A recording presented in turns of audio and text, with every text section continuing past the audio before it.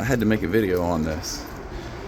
The guy in front of me washed his car, and I pulled in behind him, and I noticed the sprayer was still on. So I was like, hey, cool, he left a little time on there. When I started washing my car, I looked over, and I noticed the timer was going up and not down.